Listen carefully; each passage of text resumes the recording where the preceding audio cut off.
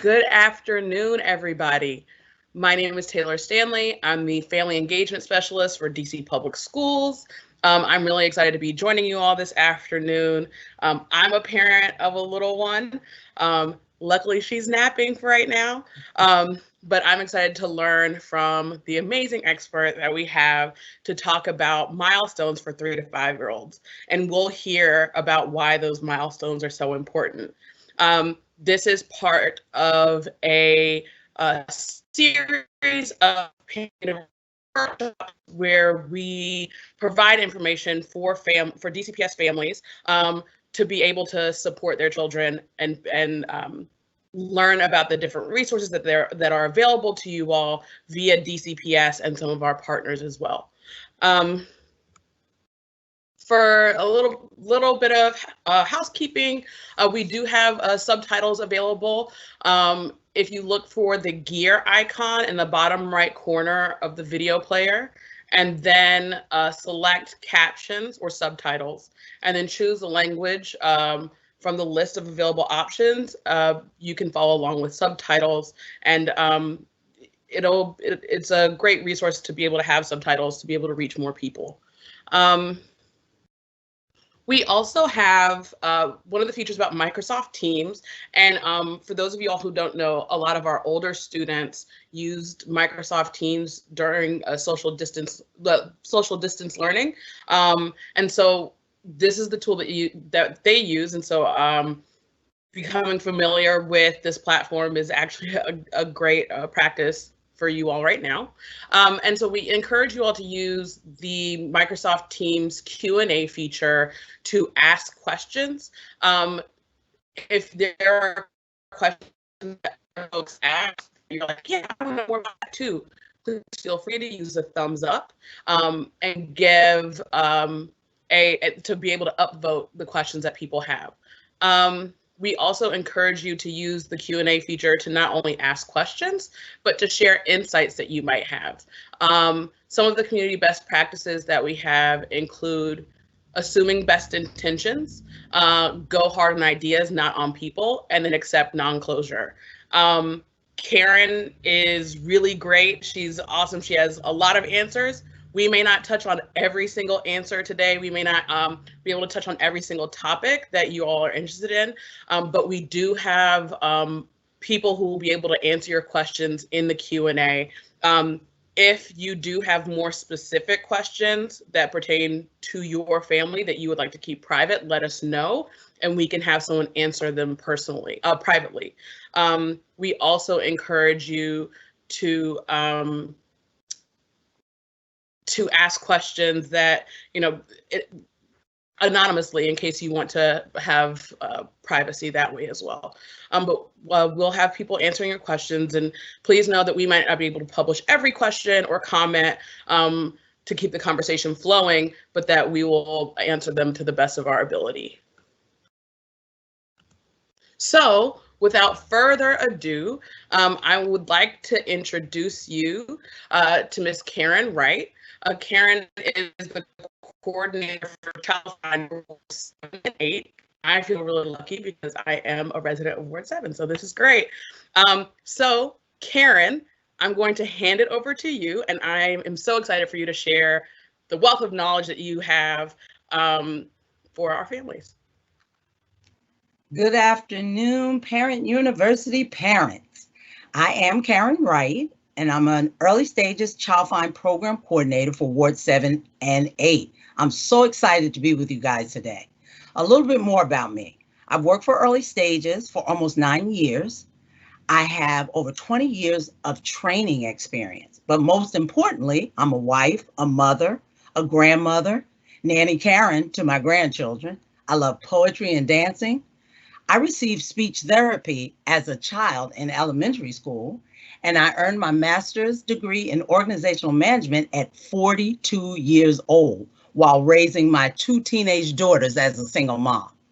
So always remember, it's never too late for education. No matter how young or how old, education is key. So let's dive into this. Early childhood developmental milestones, learning objectives. Why watch for developmental milestones? What's the importance for parents? an overview of the 5 main domains of development. Developmental milestones for children between the ages of 3 and 5, communication, gross motor, fine motor, cognitive, and personal social. We'll provide some supportive activities. What to do if you have a concern for your child. The early stages referral and evaluation process, and we'll have time for questions. Next. Main takeaway. Keep this in your thoughts during this presentation, right now and forever. What they do now plus what we do now really matters. Next slide. Why developmental milestones are so important. 90% of the brain development occurs in the first 5 years of life.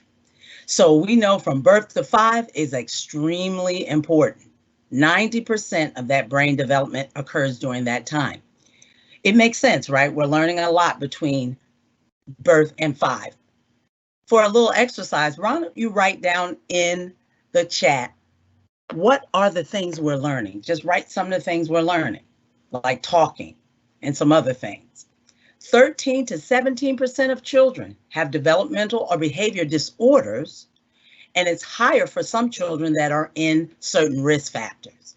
But a lot of these delays are not caught before children start school. So early identification and initiation of services lead to great outcomes. And I'm a good example of that, because without having the speech therapy that my parents gave me and provided for me, and the schools provided for me, I wouldn't be here today to talk to you guys, because I wouldn't have the confidence to do this. Pediatricians may not always catch a potential delay.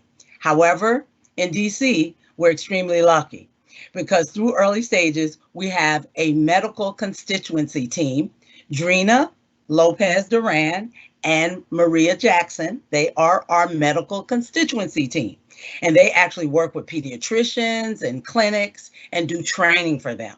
So a lot of the doctors in DC and pediatricians will do the ASQ screening for your children. So we're very lucky here in DC. Next slide.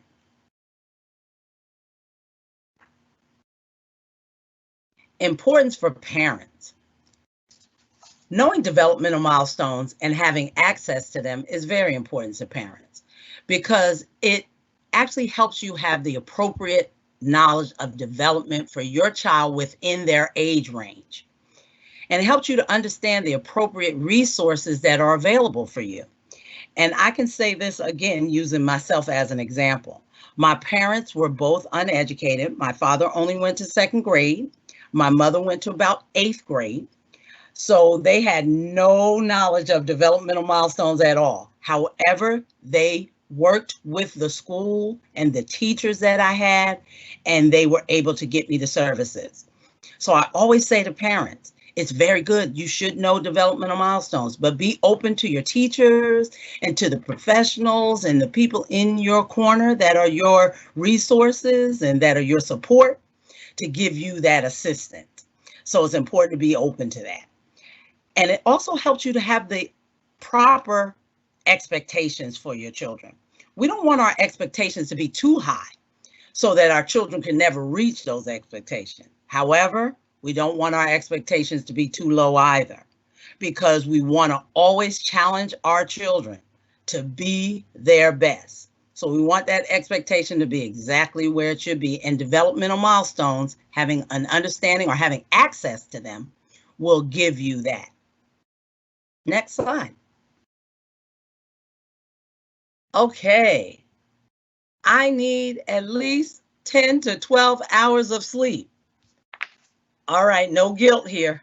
This also includes the naps. So that amount of time can be added in with the naps. So my attention span can be as short as 9 to 15 minutes long. Okay, I got a question for you. Can anybody tell me what age child we're referring to when we say that their attention span is 9 to 15 minutes long? Some of you may have experience with this and may be able to tell me that. So if you could write that in the chat, that would be great. So let's see what answers we get, if any.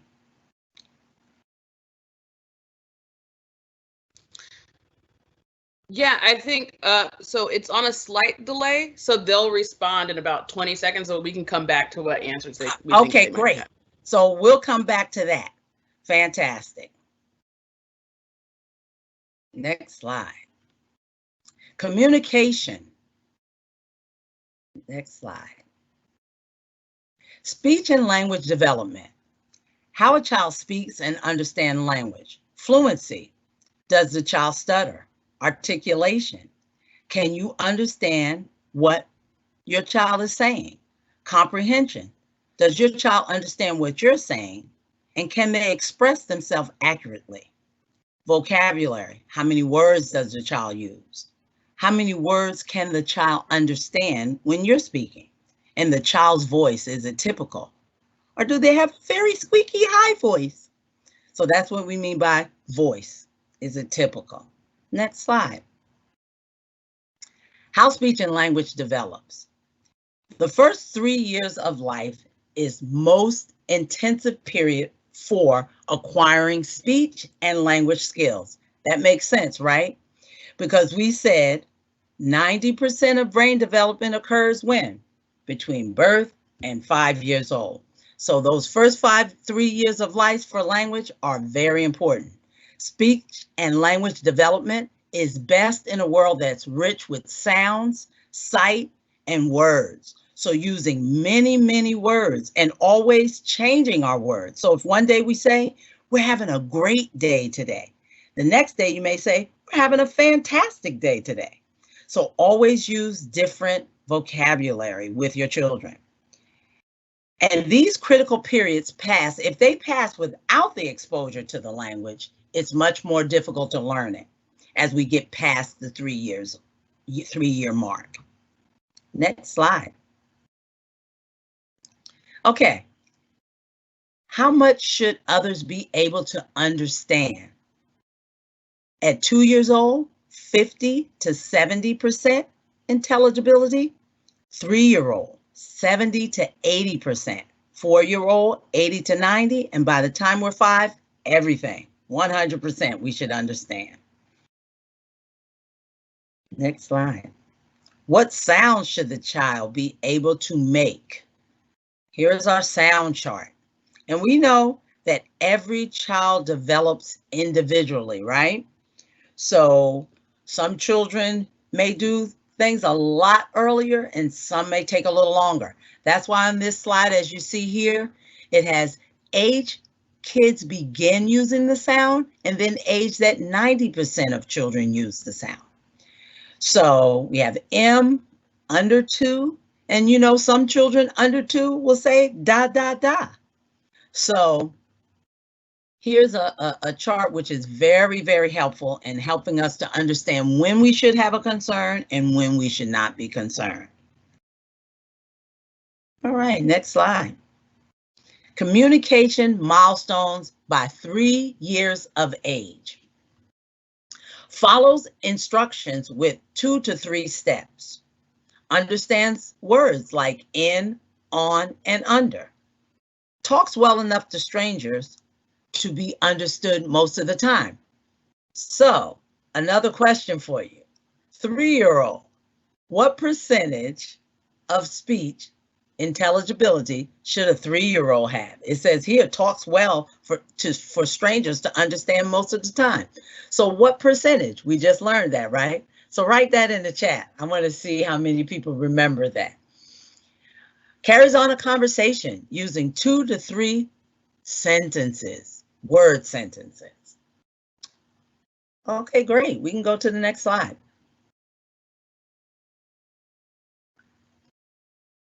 Go back one. Great. Communication milestones. Oh, right. A word for adults. Thank you. A word to adults. When I say something incorrectly, please don't tell me I was wrong. Instead, just repeat it back correctly. Thanks.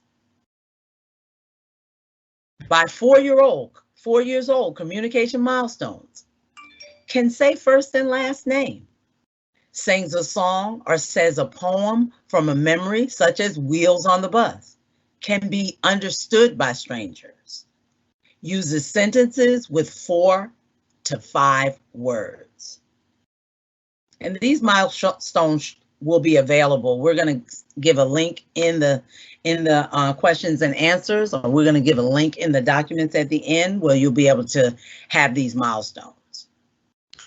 Oh, and Karen, to answer your previous question about the percentage of what percentage intelligibility 3-year-olds should have, we have a participant say 75%. Good, yay! So 3-year-olds are 70 to 80%, and they were exactly right. They were right in the middle. Perfect, perfect. Yay. Okay, next slide.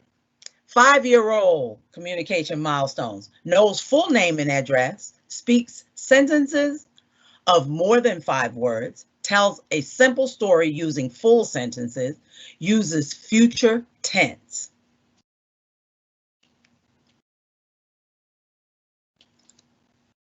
When a child stutters, some strategies to help with fluency. Speak more simply and slowly yourself, giving the child a model. Remember, our children are going to model us. And if we speak a little slowly, they'll speak a little more slowly. Increase pauses to give the child time to respond. Try not to ask too many questions. Maintain eye contact with the child. Do not interrupt the child or finish the sentences for him or her. And this one is very hard because as parents, we always want to help our children. So we always want to help them out. So this one is hard, but it is better if you allow them to finish it and not interrupt them. Okay, next slide. Supportive activities for communication skills. Read, right? And not only reading with our children, but asking questions when we're reading with them and point things out like what's happening in the picture, or what do you think will happen next? Or a very good one is, how do you think she felt when she fell? So we can actually get the children's input in the reading by asking them questions about what we just read. Self-talk. The adult tells the child what he/she is doing while he/she is doing it. Self-talk will show by example how to put words together and form a sentence. I love self-talk. Here's a great example. My hands are dirty. I'm walking to the sink to wash them with soap and water. Then I'm going to dry them off with a towel. Or even when you're just going to get a drink. I'm thirsty. I'm going in the refrigerator, opening the door, getting a bottle of water to drink it. So very simple things you can use for self-talk. Love it. I Spy. We all remember I Spy. Expand on your child's comprehension and expressive language skills by playing I Spy. So here we go. I spy with my little eye something shaped like a rectangle and lives in the library. So don't change slides yet. Let's write that in the chat and let's see who's going to get it. We're going to give it a few seconds here. I know we have a delay, but. All righty. Next slide. A book. Great. Gross motor. Locomotion. How the child transports themselves. Stationary. How the child sustains control of their body. Object manipulation. How a child catches and throws objects. Gross motor milestones by 3 years of age. Runs easily, climbs well, walks up steps with 1 foot on each step with support, throws a ball overhand like the little one in the picture here, jumps up and down with both feet leaving the ground, pedals a tricycle. Next slide. 4-year-old milestones. Walks up the steps using 1 foot on each step without support now. Catches a large ball from about 5 feet away. Hops up and down on 1 foot. Stands on 1 foot for about 5 seconds or longer without losing balance. So we see we're getting more advanced here. 5-year-old, great. Climbs a ladder and slides down the slide without help. Now that's an interesting one because we know there's younger children that can do this. And that's a good example of all children develop individually. Catches a bouncing ball. Stands on 1 foot for 10 seconds or longer without losing balance. May skip. Next slide.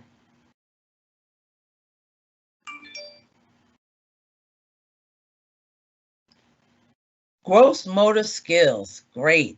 All right, here's a fun activity. You can use painter's tape and create a web across a doorway. Crumble up small sheets of newspaper and your students or children throw bugs at the web. You can turn it into a contest to see how many children get the most bugs stuck on the web. So this is a very fun game with stuff that you just have around the house. All right, some other gross motor activities. Simon Says, red light, green light, dance contest. My grandchildren love freeze dance, and it's so easy. You put the music on, and then they dance, and when the music stops, they have to freeze.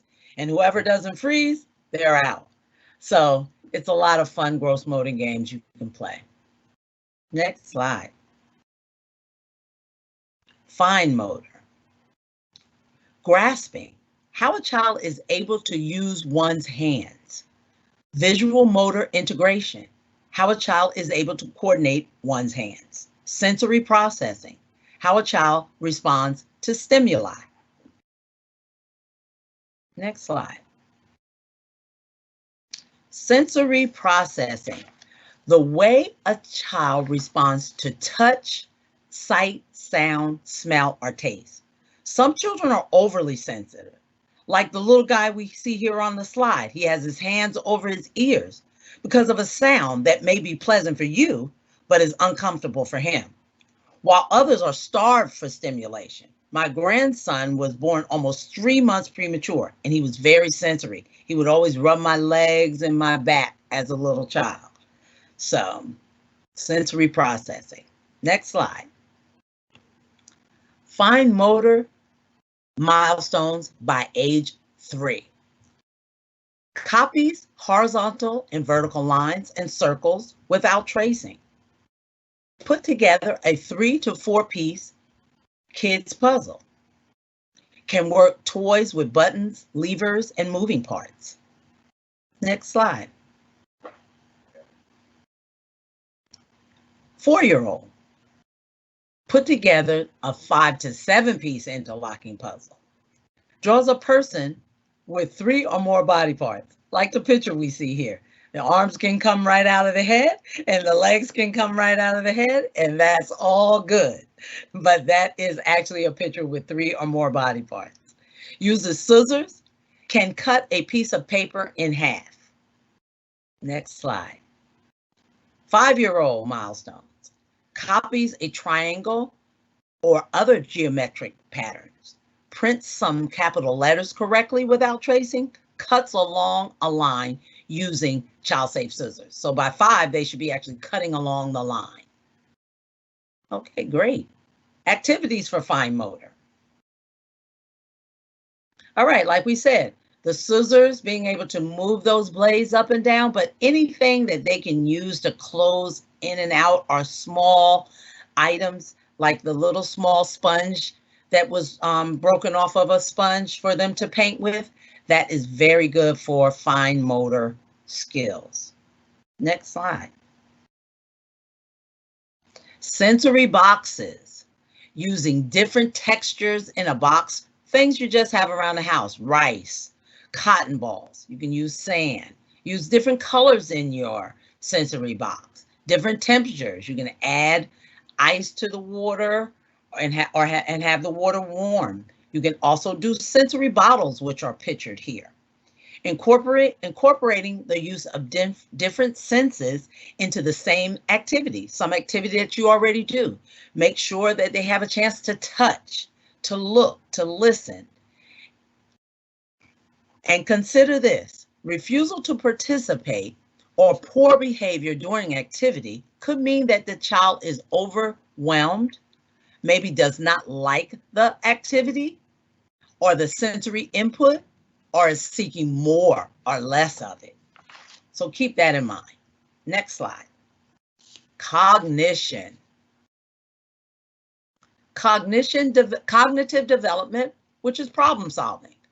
How a child learns, how a child understands information, a child's ability to solve problems, how a child reasons and remembers information. Next slide. Cognitive milestones by the age of 3. Plays make-believe with dolls, animals, and peoples. Has a sense of gender identity. Correctly names some colors. Follows instructions with 2 to 3 steps. Next slide. 4-year-old milestones for cognition. Names at least 4 colors. Understands the idea of counting. Starts to understand time. Knows what to do if they are cold, tired, or hungry. Starts to identify some letters and make letter sound matches.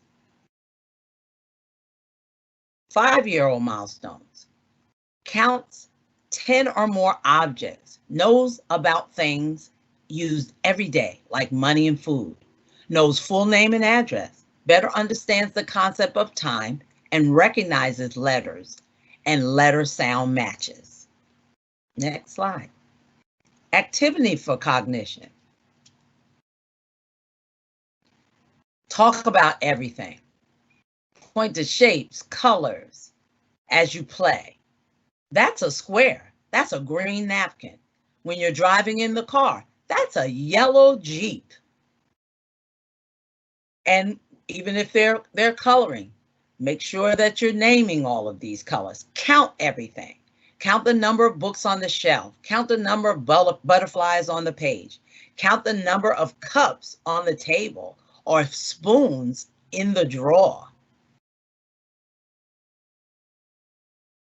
Reading together. We talked about this a lot. Stop and ask the child what is going on in the pictures. Point out names of objects that you're working on. Talk about the character's emotions. I mentioned that. What other questions might you ask as well when you're reading? You can write that in the chat just to get you thinking. Serve and return, like a game of tennis, and I love tennis. The child serves by reaching out for interaction, eye contact, facial expressions, gestures, babbles, or touch. These are all nonverbal, right? These are nonverbal cues. So that's the serve, and then we respond by speaking back, playing peekaboo, sharing a toy, or laughing together. Serve and return. Next slide. I love, love, love these activities for cognition. You can buy clothespins at Walmart. There's like 100 in the pack for only 99 cents or like $1 and something. So I've done this activity with all of my grandchildren. I absolutely love it. You write the word on a piece of paper, or you can make up your little cards, or you can just write it on a piece of paper. Then you put the letters on the clothespins, and then they have to coordinate the letter to letter on the paper. And the same thing with the colors. I used a old shoebox I had, and I put all of the colors, I glued them on, and then you glue the colors on the clothespins, and then they match it. And you can even have your children help you with making the activity, and then they get to do it. Social emotional. How a child interacts with other children, adults, or animals. How a child takes care of themselves. How children respond to their emotions and to the emotions of others. Next slide. Social emotional milestones by 3 years of age. Enjoys playing imaginatively with others' kids. Takes turns in games. Shows concern for a crying friend. And I'm going to stop here. If you can write in the chat what that is, can you name that? Shows concern for a crying child. What is that an example of? I'll give you a hint. It starts with the letter E. Shows a wide range of emotions. Separates easily from mom and dad. May get upset with major changes in routine. Understands the idea of mine and his and hers. Oh, we had someone respond to your question about activities that you Great. can do. One person said that you can name the object and describe the color, the size. For example, you are pointing at the big green ball. I love it. Absolutely. And then other people are answering your question about the emotion that being able to show concern for a crying friend. A lot of people are saying empathy. Absolutely. Woo-hoo! Correct. That's empathy. All right. Social emotional milestones for 4-year-olds. Can follow family rules, enjoys doing new things, plays with mom and dad, would rather play with other children than by themselves. They're starting to be more, incorporating other children with playing with them. Talks about likes and interests. Next slide. 5-year-old milestones, like to sing, dance, and act. So we can definitely do freeze dance with these kiddos. More likely to agree to rules, is aware of gender, is sometimes demanding, and sometimes very cooperative. So we get both. Activities for social emotional development. Positive reinforcement. Children are more likely to repeat an action or word when given praise and encouragement. You know, we sometimes, I know myself included, we don't always talk about when the children are doing a very good job at putting their clothes away. So when they do something, be specific and say, you did a great job by putting your dirty clothes in the dirty clothes hamper. Thank you so much. And don't forget your nonverbal cues. Remember, we were just talking about the nonverbal cues, the facial expressions, the voice tone, the eye contact. So we can don't forget those nonverbal cues to help us determine where our children are in their emotions. Okay, positive redirections. All right, we're gonna work these. We're gonna finish all of these. The negative way, or what I can change that. It says negative, but I say the way we do it and what we've been exposed to and used to saying. I know that's what I've always said. No running. But in the positive reinforcement or positive redirection, we want to tell the child what we actually want them to do. So we want to use a do phrase. So here's an example. Walk, please. Rather than saying no running, we're saying walk, please, because that's actually what we want them to do, right? Which kind of makes sense. We're saying no running, but we didn't give them a direction that we want them to do. So here we said walk, please. So now I want you guys to fill in these other ones. Stop hitting. What could be an example of stop hitting? Don't leave the crayons on the floor. What could be a positive example for that one? Stop whining. No yelling. So I know we're on a time delay with Teams Live, so we'll come back to these answers. But I really would love it if as many of you can answer these questions and try to see if you can come up with a positive redirection for all of these quotes here. Next slide. Okay, if you have a concern, don't wait, refer. Like we talked about in the earlier slides, having the resources and utilizing your resources are key. We may not always know exactly what to do when raising our children or have all of the, degrees and knowledge of early childhood development, but we can reach out with our phones just to ask questions, just to find out. So here are 2 resources. Strong Start, DC Early Intervention Program for children from birth to 2 years, 5.5 months.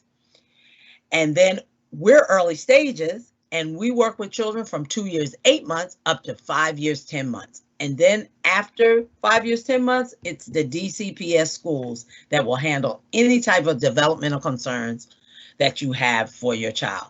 So it's very important to refer. You can call. There's many ways to make a referral, and we'll talk about that in the next slide here. Okay, for questions, we have our info at earlystagesdc.org.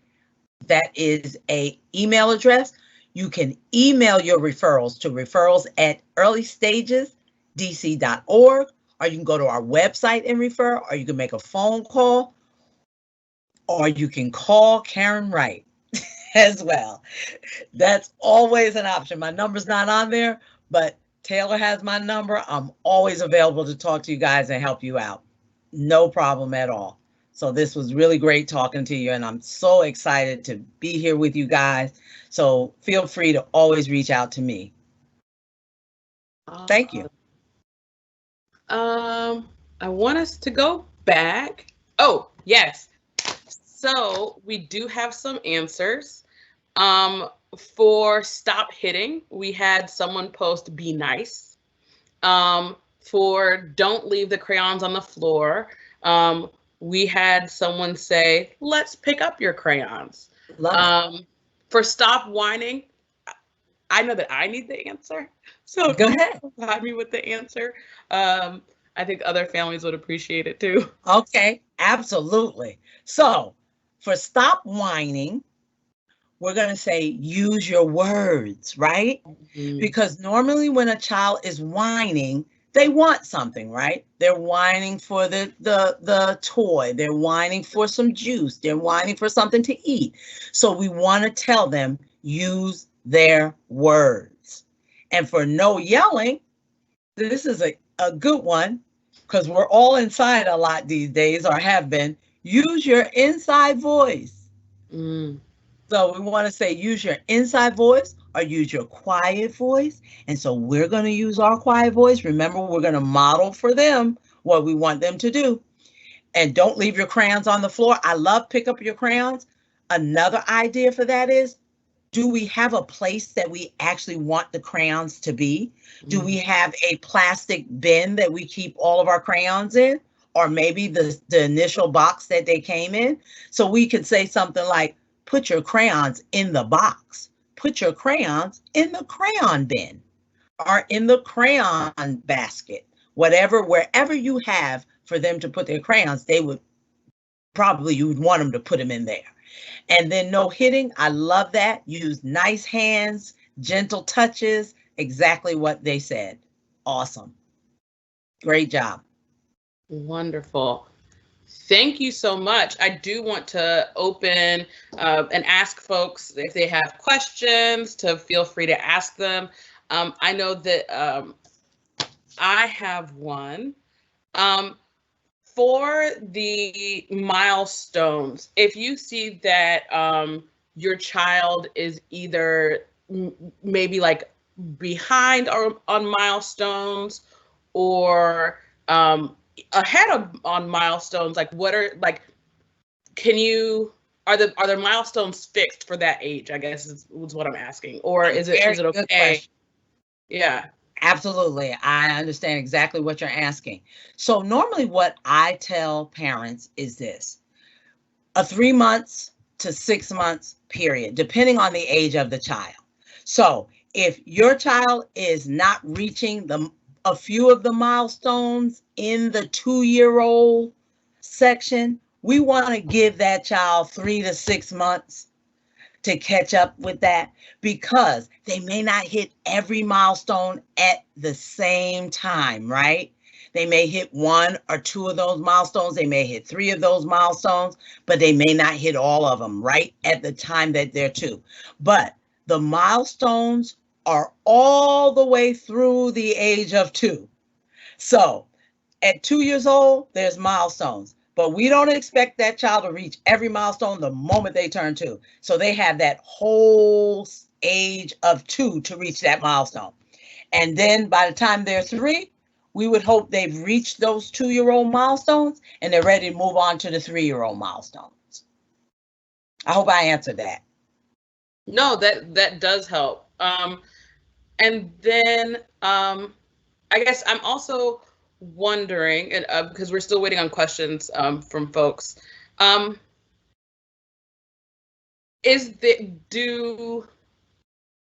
are there certain activities that are your favorites that you would recommend for folks?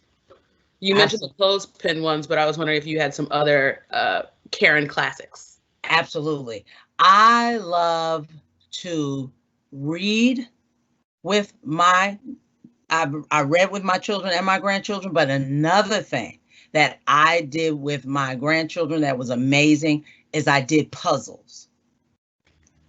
Puzzles are so wonderful to do with children, and they have puzzles for every age range.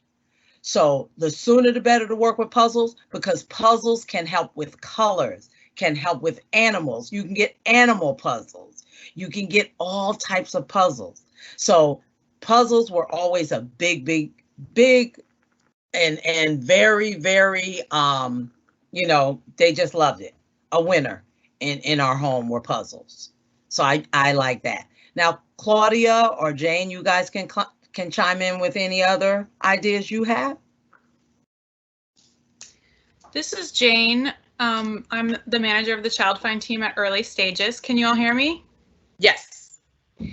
So I just wanted to go back to that question that Taylor, you had about what do you do if you're not sure if your child is reaching their milestones. And I do agree with what Karen said. I also wanted to add, if you ever have any questions or concerns, you can always call Strong Start or Early Stages, and we will do a developmental screening to put your mind at ease and help you know what's going on so that you can decide if you want to move forward with evaluation, or if you feel that your child is developing on track after the screening, then you'll know.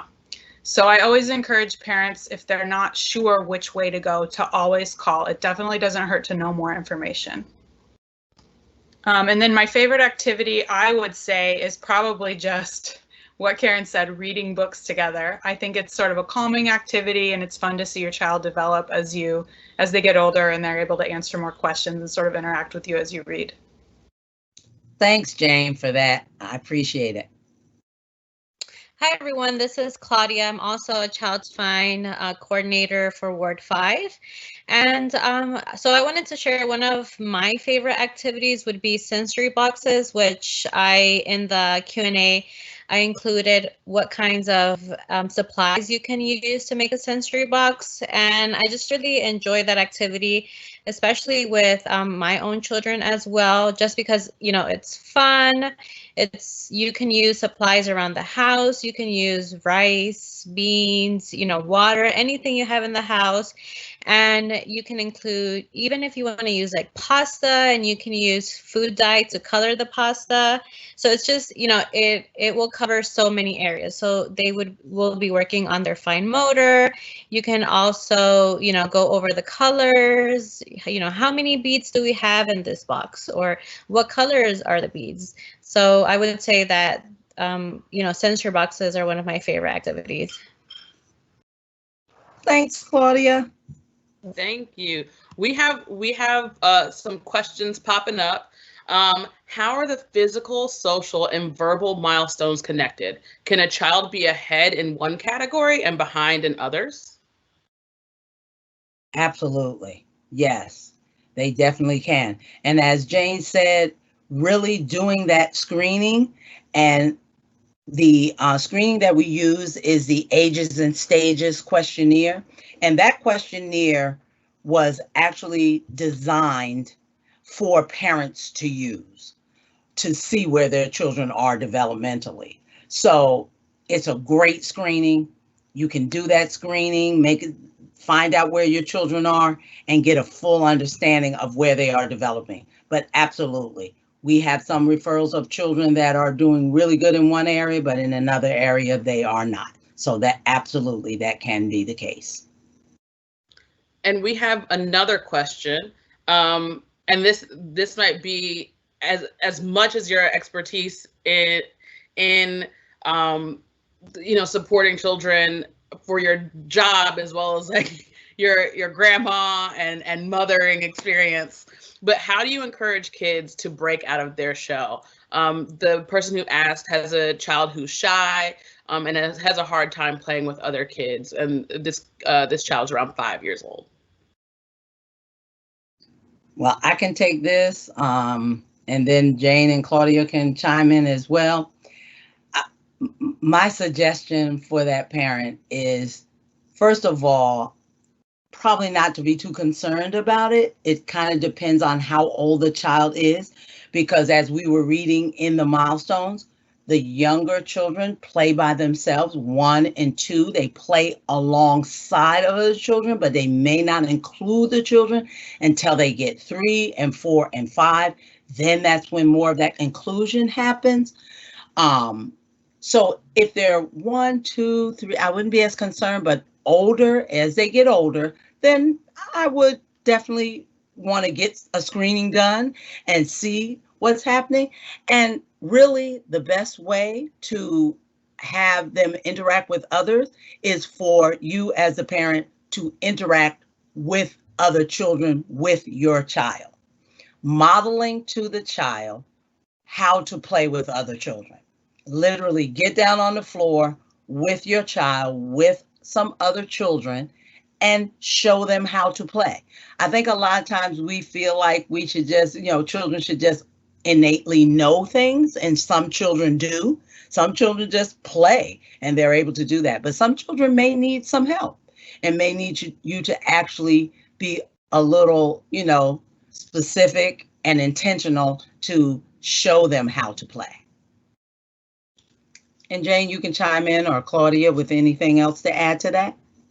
Yeah, this is Claudia. So I just kind of wanted to add that I also responded kind of what you said, Karen, that a good way to help a child who is shy is by modeling and role playing for them. So I actually have an older daughter now. She's soon to be 11, but she was very shy during her pre-K 3 and pre-K 4. So something that we would do at home is I would kind of, sit with her, and I would, model for her how I would ask a friend to play with me. So, or I would tell her, okay, let's pretend that, I'm the friend. How would you come up to me and say that you would like to play with me? Or if, those types of scenarios are very helpful in kind of just helping them problem solve and coming up with ideas if they were to face a situation where they don't know how to ask someone to play with them or how to make a new friend. And, basically what Karen said too, if you continue to be concerned with their social emotional development, it's also helpful to contact us, because we do a developmental screening where we also look at social emotional development. So if it's something that the parent is really concerned and role modeling and is not helping, then, definitely to contact early stages or Strong Start so we can do a social emotional screening.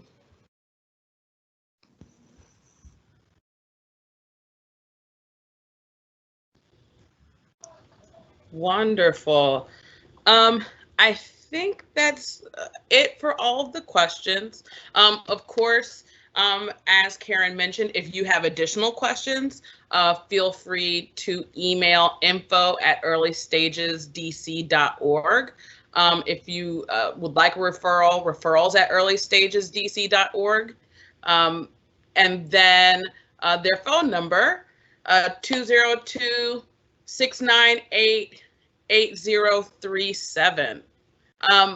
Thank you again to Karen and Jane and Claudia for you all knocked the Q&A section out of the park. And, I'm taking notes as a parent, and I'm actually surprised that my daughter slept the entire time. So I'm feeling really good right now. We also have additional resources available at this bit.ly link, bit.ly/DCPS milestones. And so that includes information like this awesome milestones handout. I have one at my house that I refer to. It's really simple. Like, celebrate the milestones that your kids have. It's like, oh my goodness, that's a milestone, and it makes you happy, it makes the kids happy, and it's a really awesome experience. So being able to look at the milestone sheet will be really helpful as a parent. At least I think so. And then also we'd like to know how we did. If you could take the time to visit our bit.ly link for the evaluation, bit.ly/parentueval. We would love to have feedback about, what you'd like to see, especially in support of some of our youngest learners. We'd like to see how you'd like to be supported in terms of topics. We'd like to know what we could have done better. And what you really liked. If you have any questions for us, the folks running Parent University, please by all means send us an email at parentu@k12.dc.gov. You'll get to talk to someone from our team, and we would love to just work with you all. In addition, we have some upcoming workshops for families of younger learners. So helping your child become a reader, tips and tools to support early reading development. This is really ideal for kindergarten through 2nd grade. And so I'm really excited to learn tips myself in preparation. And then also stress management for families with young children. Karen gave some tips already, but we'll have some suggestions again for families of children who are like 3 and 4. And I'm not there yet personally, but I heard that 3-nagers is a thing. So figuring out how to support them through this time, I think, is really helpful. Additionally, we have now a collection of workshops available on our YouTube page. And so you can go and see our YouTube playlist on the DCPS YouTube channel, bit.ly/DCPS Parent U Vids. And so we have a ton of workshops to be able to support children, to see what DCPS is up to, and things to look forward to as your child grows within DCPS. Again, I want to say thank you to our early stages folks, particularly Karen, who got me really excited about all these milestones my daughter will have in the future. And thank you to Jane and Claudia, and thank you to my coworker and partner in crime, Jerry, who is also helping going through the moderation of the Q&A. I hope you all have a great summer. I hope to see some of you all in the fall at some of our future Parent University workshops. I also hope to see to be able to engage with some of you all next week for some of these workshops. And as always, you all are the experts in your children. If you know something is wrong, advocate for your child. That is what we do as parents. That fire in us is what, for our children, sets our children up for a successful future. So thank you all, and you all have a great afternoon. Thank you.